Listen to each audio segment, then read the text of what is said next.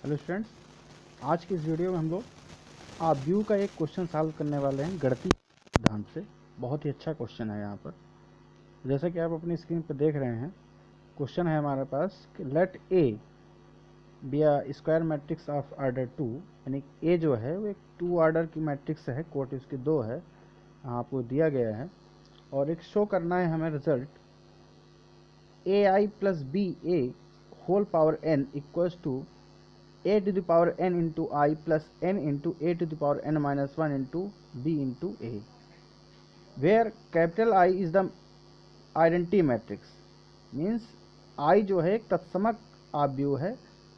और n यहाँ पर जो दिया गया है स्मॉल n जो है वो बिलोंग्स टू कैपिटल n, यानी n एक प्राकृत संख्या है। तो ये कहने का अर्थ यहाँ पर ये है कि ये जो एक कथन दिया गया, स्टेटमेंट दिया गया है, ये n के सभी प्राकृत मानों के लिए सत्य है, ऐसा हमें सिद्ध करके दिखाना है।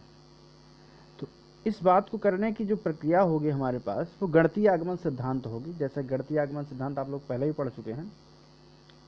तो गणितीय आगमन सिद्धांत में हम क्या करते हैं कि सबसे पहले n इक्वल 1 रखते हैं और 1 रख करके देखते हैं कि हमारा कथन सत्य है अथवा असत्य। इसके पश्चात फिर हम लोग देखते हैं कि मान लिया जाता है कि n इक्वल टू k पर कथन सत्य है और उसकी हेल्प से n equal to k plus 1 पर कथन को सत्य सिद्ध करके दिखा देते हैं। तो इससे ये बात निश्चित हो जाती है कि n के सभी प्राकृत मानों के लिए दिया गया कथन हमारा सत्य है। So let's start. जैसा कि आप अपने यहाँ स्क्रीन पर देख रहे हैं, प्रूफ में हमने लिखा हुआ गणितीय आगमन सिद्धांत द्वारा सिद्ध करना पहले ही हमने नोटिफाई कर दिया है। तो यहाँ पर एक स्टेटमेंट जो गिवन है उसको हमने p ऑफ n लेट कर लिया है और स्टेप फर्स्ट जो होता है हमारे पास n इक्वल 1 रखते हैं। तो n इक्वल 1 जब हमने रखा तो आप देख सकते हैं यहाँ p ऑफ 1 आया हमारे पास A I plus B A whole power 1 equal A की power 1 into I plus 1 into A की power 1 minus 1 into B into A. अब LHS में अगर हम बात करें तो चूँकि होल पावर 1 होने पर सेम वैल्यू आ जाएगी, 1 पावर कोई मतलब नहीं। इसी प्रकार यहाँ RHS में भी ए की पावर 1 का मतलब ए हो गया और 1 इंटू ए की पावर 1 माइनस 1 यानी कि 0, ए की पावर 0 यानी 1 हो जाता है। तो इस तरीके से हमने देखा कि LHS और RHS सेम है, अर्थात हम कह सकते हैं कि P ऑफ 1 क्या है, सत्य है। अब हम देखते हैं स्टेप नंबर 2 जिसमें हम लोग मानेंगे कि n बराबर k पर कथन सत्य है। तो हमने मान लिया कि P ऑफ k सत्य है, जिसका मीनिंग यही है कि n बराबर k पर कथन सत्य है। n बराबर k पर कथन सत्य होने का अर्थ यह हुआ कि जो हमारे पास स्टेटमेंट दिया गया है, यानी जो कथन है वो n के लिए है, तो उसमें n के स्थान पर हम k रख सकते हैं। तो जो नया स्टेटमेंट बना वो ये बन गया ए आई प्लस बी ए की whole power k equal A की power k into capital I plus k into A की power k minus 1 into B into A. ये हमने समीकरण नंबर 1 माना, चूँकि इसी की हेल्प से हम सिद्ध करेंगे कि कथन हमारा n बराबर k प्लस 1 पर सत्य है। तो यहाँ जैसे लिखा हुआ स्टेप नंबर 3 है टू प्रूव, यानी कि हमें सिद्ध करके दिखाना है। क्या सिद्ध करके दिखाना है कि p ऑफ k प्लस 1 सत्य है, यानी कि n बराबर k प्लस 1 पर कथन सत्य है। अब इस बात को कैसे सिद्ध करेंगे, तो वही हमारे पास जो दिया गया स्टेटमेंट था वहाँ n की प्लेस पे हम k प्लस 1 पुट कर देते हैं। तो हमारे पास ये स्टेटमेंट आता है। अब इसी स्टेटमेंट को हम यहाँ पर प्रूफ करके दिखाएंगे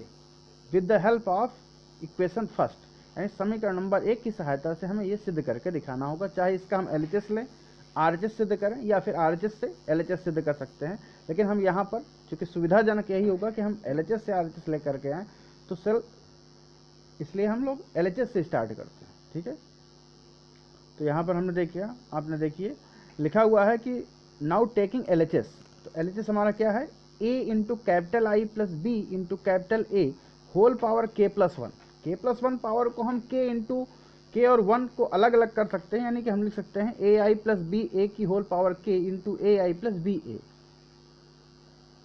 अब हमने देखा समीकरण नंबर 1 से, तो समीकरण नंबर 1 में देखिए कि वहाँ पर LHS में जो था ए आई प्लस बी ए की होल पावर k, यानी n बराबर k पर कथन सत्य होने पर जो हमने समीकरण बनाया था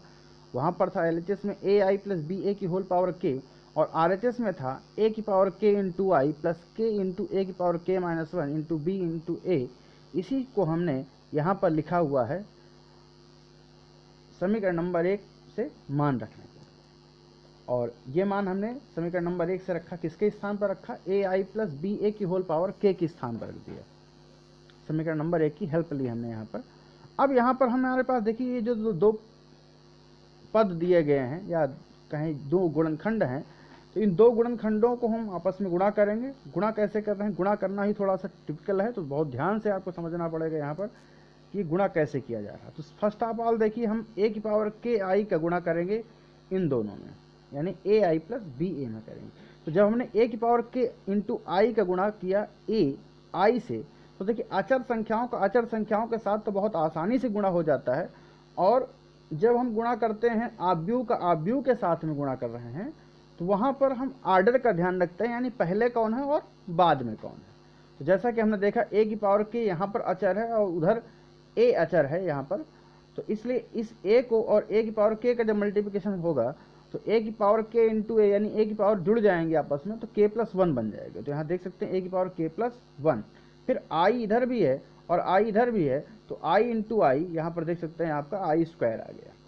फिर हमने ए की पावर के आई का मल्टीप्लिकेशन बी ए के साथ में किया, तो देखिए ए की पावर के इंटू बी, ये अचर थे दोनों साइड के, आपस में गुणा हो गया, और इधर आई जो पहले था तो आई पहले आ गया, और इधर ए जो है मैट्रिक्स बाद में था तो बाद में आएगा, क्रम वही रहेगा, तो आई ए लिखा हमने। फिर इसी प्रकार से के इंटू ए की power K minus 1 into B into ए का मल्टीप्लिकेशन हम दोनों में करेंगे। तो देखिए जब हमने के ए की power K minus 1 into B into ए का मल्टीप्लिकेशन ए आई के साथ में किया, तो क्या आएगा, के इंटू, अब ए की पावर के माइनस 1 और ए पावर्स फिर से जुड़ जाएंगी, तो यूं कहें तो कि ए की पावर के प्लस 1 माइनस 1 बन जाता है, यानी केवल के बन जाएगा पावर में, और इंटू बी, और ए इंटू आई आ गया हमारे पास। फिर इसी का मल्टीप्लिकेशन, इसका मल्टीप्लिकेशन किसके साथ में होगा, बी ए के साथ में होगा, तो आ गया हमारे पास कितना, के इंटू ए की power K minus 1 into B हो गया बी स्क्वायर, और ए इंटू ए हो गया हमारे पास ए स्क्वायर हो गया। ठीक है, यहाँ गुणा ही थोड़ा सा डिफ़िकल्ट है। फिर देखिए इसको हम आगे क्या करते हैं, अब जो आई स्क्वायर है, तो आई स्क्वायर की वैल्यू भी आई की ही इक्वल होगी, तो इसलिए हमने यहाँ पर सीधे सीधे आई स्क्वायर के स्थान पर आई लिख दिया, और आई ए जो होगा वो आप जानते हैं ए की इक्वल हो जाएगा, तो ए लिख दिया गया। इसी प्रकार से यहाँ पर देखिए जो हमारे पास ए की पावर के प्लस 1 माइनस 1 था, तो सीधे सीधे उसको हमने यहाँ पर इस स्टेप में ए की पावर के लिखा, और ए आई को हमने सीधे सीधे ए लिख दिया। ठीक है, ए आई हो चाहे आई हो, दोनों ए के ही इक्वल हैं, और इसमें हमने कोई चेंज नहीं किया है, यानी के इंटू ए की power K minus 1 into B square into A square आ गया हमारे पास। अब हम लोग यहाँ देखते हैं कि इन दो पदों की अगर हम बात करें, इन दो पदों की बात करें, तो इन दोनों में ए की पावर के into B into capital A common लेंगे अगर हम, तो यहाँ से के बचता है, इधर से 1 बचेगा, यानी के प्लस 1। तो देखिए हमें नेक्स्ट स्टेप में क्या लिखा हुआ है, तो सेम पहले वाला ऊपर पहला स्टेप तो हमने ऐसे उतार लिया है, यानी कि पहला पद हमने ऐसे उतारा है, ए की पावर के प्लस 1 इंटू आई, और फिर के प्लस 1 इंटू ए की पावर के इंटू बी इंटू ए आया, और इसको भी हमने सेम एज उतार लिया है ऊपर से। तो अब देखिए हमारे पास ये तो ठीक है, यहाँ तक की तो कोई दिक्कत नहीं। अब इस ए स्क्वायर को हम यहाँ पर फाइंड करने के लिए, क्योंकि हमारे पास आव्यूह ए दिया गया है जिसका अब उपयोग करने की ज़रूरत है ए स्क्वायर ज्ञात करने के लिए, तो आगे हम क्या करते हैं, पहले ए स्क्वायर ज्ञात कर लेते हैं। यहाँ देखिए आपके पास यहाँ ए स्क्वायर ज्ञात करने के लिए ए इंटू ए किया गया, यानी आव्यूह ए दिया गया था, उसी का गुणा किया गया आपस में। तो गुणा करने की प्रक्रिया आपको सबको पता ही है, 0 1 का इस 0 0 में किया जाएगा, तो 0 इंटू 0 प्लस 1 इंटू 0 यहाँ पर आया आपके पास। फिर 0 1 का मल्टीप्लिकेशन 1 0 में होगा, तो 0 इंटू 1 प्लस 1 इंटू 0 यहाँ पर किया गया। फिर इसी प्रकार से 0 0 का मल्टीप्लिकेशन 0 0 के साथ में, तो 0 इंटू 0 प्लस 0 इंटू 0 हो गया। फिर इसी प्रकार से 0 0 का मल्टीप्लिकेशन 1 0 के साथ में होगा, तो 0 इंटू 1 प्लस 0 इंटू 0, मीनिंग क्या हुआ कि 0 0 0 आ गया, यानी एक आव्यूह हमें प्राप्त हुआ जिसके सभी एलिमेंट क्या हैं, 0 हैं, ये 2/2 का आव्यूह है। तो हमने इसको शून्य आव्यूह कह सकते हैं, तो इसलिए हमने इसको लिखा ए स्क्वायर इक्वल टू ओ, क्योंकि शून्य आव्यूह का को हम लोग सामान्यतः ओ से प्रदर्शित करते हैं, तो यहाँ हमने ओ आइकन लिया हुआ है इसका, और ओ क्या है, तो एक शून्य आव्यूह जिसकी कोटि कितनी है 2/2, ठीक है। अब देखिए जब ए स्क्वायर है और वो किसके इक्वल है, 0 की इक्वल, यानी कि 0 आव्यूह की इक्वल है, शून्य आव्यूह की इक्वल है, तो अगर हमने उसमें कुछ अचर से मल्टीप्लिकेशन भी किया तो जाहिर सी बात है जो भी अचर का मल्टीप्लिकेशन करेंगे वो प्रत्येक अवयव में गुणा होगा, और प्रत्येक अवयव शून्य है इसलिए फिर भी शून्य आव्यूह ही प्राप्त होगा। तो इसलिए हमने लिख दिया कि k इंटू ए की power k minus one into B square into capital A square equal to क्या आएगा, वही शून्य आव्यूह आ जाएगा। और इसको हम कहाँ रखेंगे, जो हमारे पास परिणाम था, इसको देखिए, देख सकते हैं आप, ये हमारे, इसको ऐसा करने की ज़रूरत क्यों पड़ी हमारे पास, तो यहाँ देख सकते हैं कि यहाँ पर देखिए कि ये जो स्टेप हमारे पास है k इंटू ए की power k minus one into B square into A square, यहाँ पर हम रखेंगे वैल्यू, इसकी वैल्यू क्या आ गई, ओ आई है। तो देखिए नेक्स्ट स्टेप पे हम इसकी वैल्यू रख के दिखा रहे हैं यहाँ पर आपको। तो यहाँ पर हमने जब वैल्यू रखी तो प्राप्त परिणाम क्या हुआ, LHS हमारा, LHS को हम सॉल्व कर रहे थे, यहाँ पर O आ गया। अब O 0 आव्यूह को किसी में आव्यूह में जोड़ेंगे तो कोई फर्क नहीं पड़ने वाला है, इसलिए हमारे पास जो आया रिजल्ट वो ये आया, ए की power k+1 into I plus k+1 into bracket में, अब देखिए जो ए की पावर k लिखा हुआ है इसको हम लिख सकते हैं ए की पावर k प्लस माइनस में, क्योंकि एक जोड़ने पर एक घटाने पर कोई फर्क नहीं पड़ेगा, into B into capital A. और आप देख सकते हैं यही हमारा RHS है, RHS जो हमने वहाँ पर